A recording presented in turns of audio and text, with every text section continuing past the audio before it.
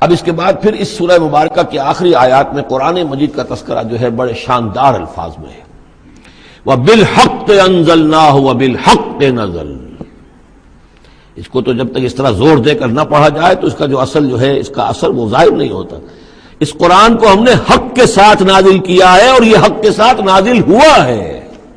یہ بالکل ایسے ہی ہے جیسے کہ سورۃ طارق میں ہے وَمَا هُوَ بِالْهَزْلِ إِنَّهُ لَقَوْلٌ فَصْلٌ وَمَا هُوَ بِالْهَزْلِ۔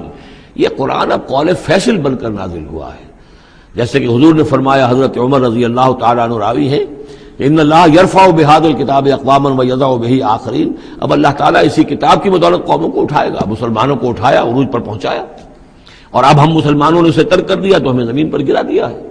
خار از محجوری قرآن شدی، شکوہ سنجے گردش دوران شدی، اے چو شبنم برزمی افتندئی، در بغل داری کتاب زندئی۔